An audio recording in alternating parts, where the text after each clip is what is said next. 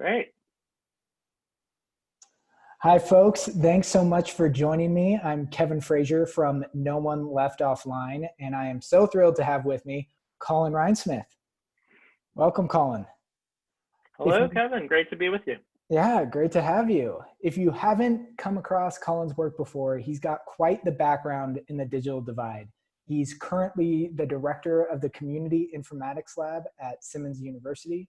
He's also leading a project sponsored by the government investigating how advanced broadband measurement capabilities can support infrastructure and services needed to respond to the needs of users of our library system. He also was a Google Policy Fellow, and he was an adjunct research fellow with New America's Open Technology Institute. So quite the background there, Colin. Thank you so much, Kevin. Well, so let's talk about how you became interested in the digital divide to begin with. What was your kind of Sputnik moment to say, this is the issue I care about?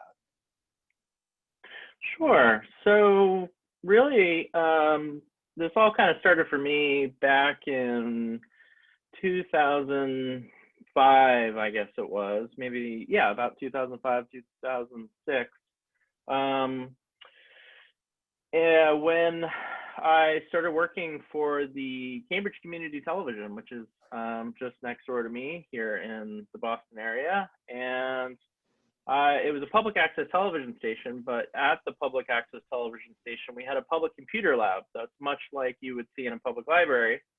And I had the opportunity to run the computer lab. I coordinated a number of volunteers who would help people, again, much like a public library, folks who didn't have access to the internet, didn't have access to computers at home, would really rely on these public spaces to enter the digital world, maybe for the first time, or to have access to information. So that was really, for me, the first introduction to understanding what it's like for people who can't afford the high cost of broadband, who don't have access to computers or digital literacy skills, the things that many of us take advantage of really every day. And that really opened up a big pursuit, I would say a lifelong pursuit since then, to understand it more fully and to really understand the complexity and the challenges related to the digital divide. So you've obviously been in this space for quite some time. You've seen ebbs and flows and interest in tackling the digital divide. How does this moment, this COVID pandemic and the really increased attention to the digital divide compare to previous efforts? Do you think this really is kind of an inflection point? Yeah, absolutely. I mean, I think that for those of us who are studying the digital divide, especially during the pandemic right now, I mean, I think practitioners are really seeing, and from some of the work I'm doing right now, is people on the ground, in the trenches, so to speak, public libraries, other community-based organizations that are really on the social service providers and others who are doing this work of trying to connect people to the internet before the pandemic, in particular, have really seen this spike and this increase of attention, as you say, to the issues. And it really has become such a national story that has really, I think, raised awareness for so many more people of the challenges, particularly for low-income communities in urban areas, as well as rural areas, as well as for folks who simply just don't have access, availability to broadband. So yes, it's the COVID-19 has created an awareness of this challenge, you know, some might say in an unprecedented way. And that is a great segue to the work you're doing at the Community Informatics Lab. I know you have 4 priority areas, one of which being broadband affordability and adoption. Could you talk a little bit more about the work you're doing on that leg of your efforts?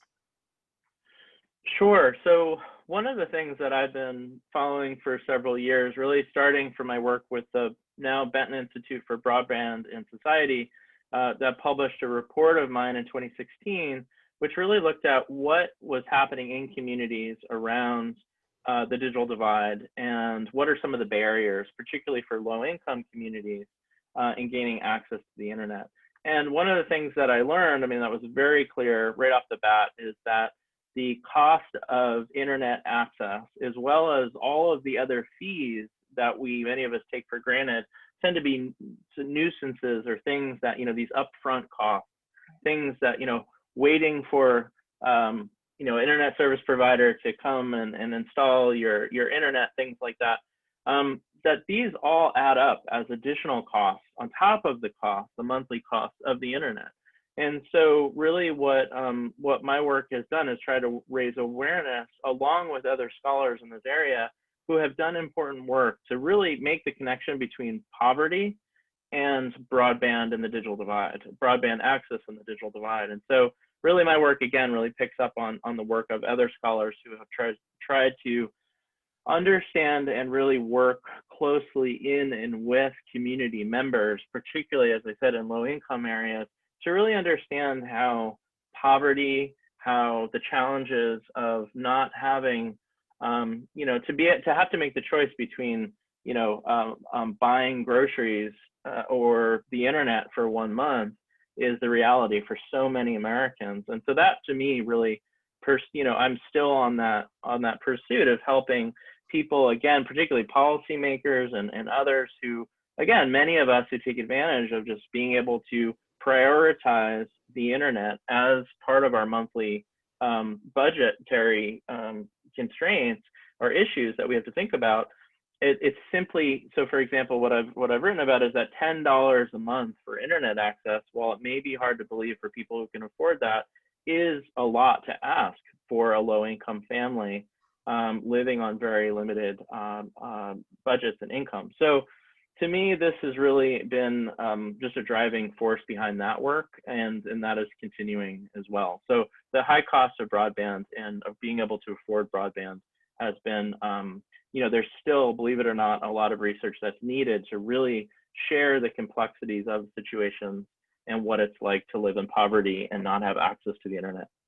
And I think such an important gap that you hit on there too is this knowledge barrier, where for a lot of people, it's not that hard to say, oh, I'll pick between these providers. I know what 25/3 speed means and what that will mean for my functionality. But if you're someone who has no idea what symmetric speeds means, or how much bandwidth you're going to need for Zoom or something like that, you're flying blind, and that makes it even harder. Yeah, absolutely. Absolutely. So, I think one of the things, the way to kind of, the challenges behind this and on a policy level, on a broader national scale, is that back in 2016, during the Obama administration, towards the end of the Obama administration, when I had an incredible opportunity to share the research findings from the Benton Report with policymakers, with members of the Obama administration, with the FCC, which at the time was, really creating the reforming the Lifeline program to create a broadband subsidy for low cost for qualifying low-income consumers. And so the research was to help, really flesh out that picture that if the FCC in this case provided a subsidy, what else would be needed actually? And so when I went to talk about the research and my findings, and I would get asked questions like, well, isn't the digital divide just a problem that's going to solve itself, right? Because if more people learn about the value and the importance of broadband, then they would be willing to prioritize it within their limited monthly budgets. And what we see continually over and over, year after year, that this is, what I say at the end of this is really, as long as we have poverty, people living in poverty, we're always going to have the digital divide. So making that connection between poverty, economic inequality, and now with COVID-19, racial injustice, all of these overlapping oppressions and systemic issues are really coming to full front, and full view due to COVID-19. And talking about those disparities leads nicely into the work you're doing on digital equity ecosystems at the lab. Could you flesh out what that work looks like in practice for folks? Sure. So since the 2016 report that I was talking about with the Benton Foundation, now the Benton Institute for Broadband and Society, one of the things that I've been trying to learn is what's changed since then. And now, particularly with COVID-19, with the work that organizations are doing in their communities to help people, address the digital divide. And one of the things that's changed is the emergence of community-wide and regional, and in some cases statewide and even national digital inclusion coalitions and groups across the country that have organized in response and have responded to COVID-19. And actually, there are new groups and coalitions that have emerged since the pandemic started. But also, there are many groups that have been doing this for many years that were able, when COVID-19 really hit, they also kind of had to shift and adapt due to these challenges in their communities. So again, it's important for one of the things that I learned from the Benton report is this sort of ecology, and now what I'm calling this sort of ecosystem, really, which I think is a helpful way of understanding the experiences of an individual or family at the center of really a sort of a social ecological approach to studying and looking at the experiences of people and all of the different community and social supports that folks often receive from these coalitions and these organized groups. And so digital equity ecosystems is really an opportunity, and in many ways it's thanks to Angela Seifer, director of the National Digital Inclusion Alliance, who really proposed this new study that we're doing to understand the role of digital inclusion coalitions in supporting digital equity ecosystems during COVID-19, but also what are the lessons we can learn so that hopefully when this pandemic is over, there might be new ways of actually doing this work based on the constraints, as well as some of the opportunities that have unfolded through these community-wide collaborations.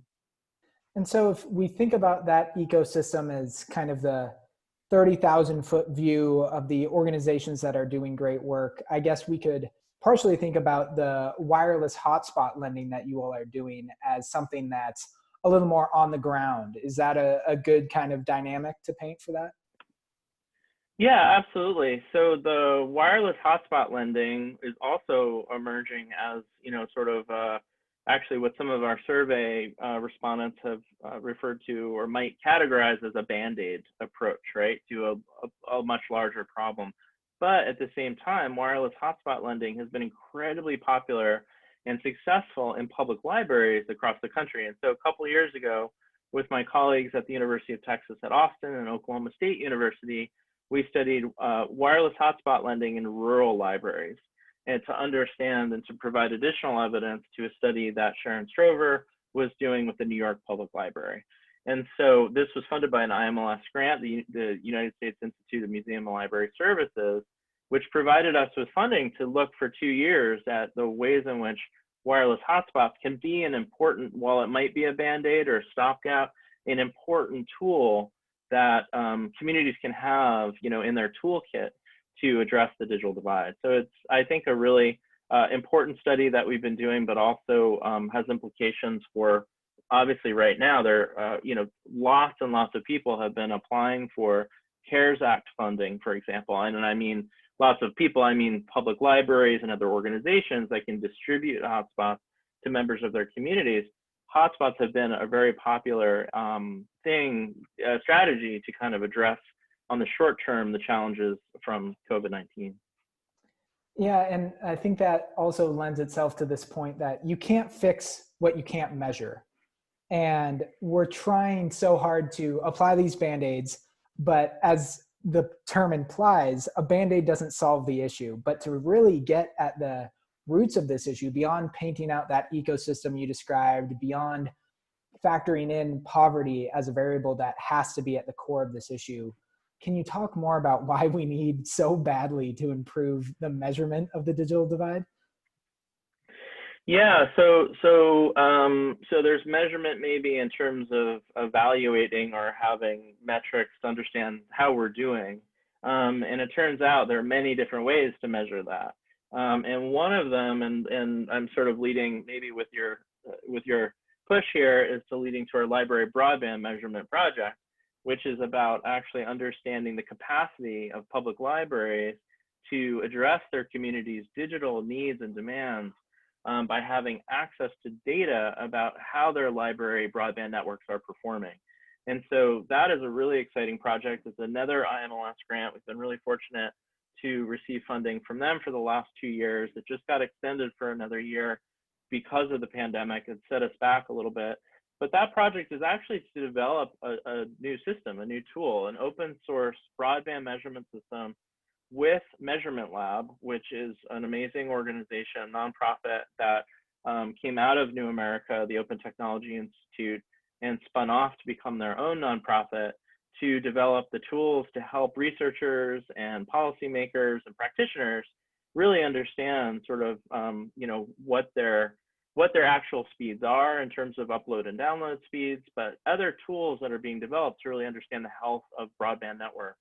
And so that's a really exciting project. We've been working with about 50 public libraries across the country, and we're about to provide them with a visualization tool where they can see the data coming back from these measurement tests that are run automatically. It's sort of like a speedtest.net where you go and press a button and see the upload and download. And essentially this does this in an automated way. And so it's an exciting opportunity to kind of open up the tools that are often, the sophisticated network management tools that network administrators have behind the scenes. This is really making those tools more open and available and accessible to public library staff, administrators, and frontline workers who, when there's something that goes wrong with the network for those folks and a patron comes up and says, it seems like things are slowing down, this is information that public librarians know very well, the sort of anecdotal information. Now they'll be able to have data to go back to their decision makers in their communities, policymakers and others who fund library networks, and oftentimes through the FCC's Universal Service Fund, that we think this might have policy implications on a nationwide scale to have better data about the way that broadband networks are performing. So there's lots going on there. It's a very exciting project, and we've been really fortunate to look at that and work on it. Oh, I think you might be muted. I was. There we go. Great. I need to practice my Zoom skills.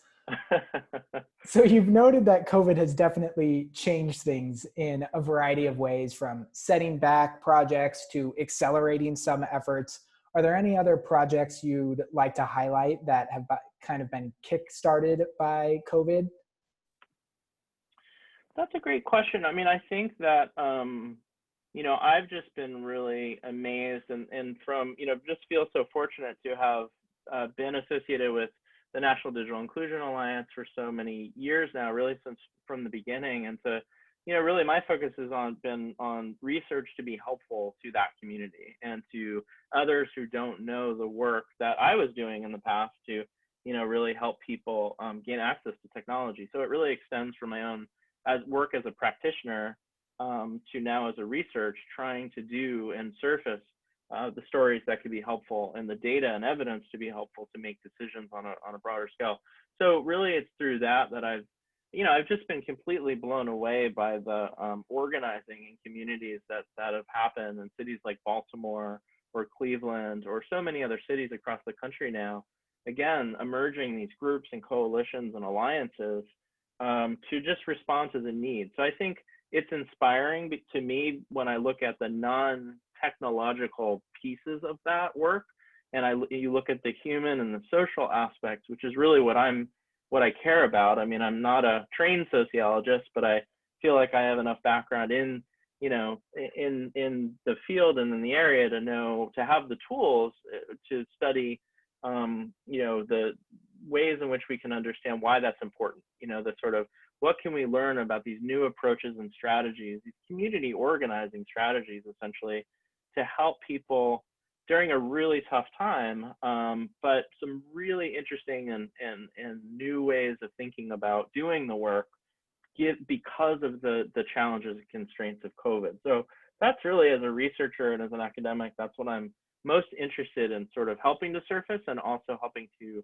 understand and advance from just paying attention to and trying to look more closely at what people are doing right now in their communities, because it's Herculean efforts that people are really doing. The scale, as we started off saying, is really large, and even much larger than it was before the pandemic started. So Well, Colin, I think that is a great conclusion, a sense of optimism that we are doing good work and that we are moving forward. And there are so many stakeholders involved. And I think speaking as someone who's trying to bring folks together, I am so grateful to you and to folks like Angela for working on this for so long and paving the way for so many organizations around the country to do their work more efficiently, more collaboratively, and hopefully more impactfully. Absolutely. Yeah, no, thanks so much. It's a pleasure to chat with you today. So thank you so much. Awesome.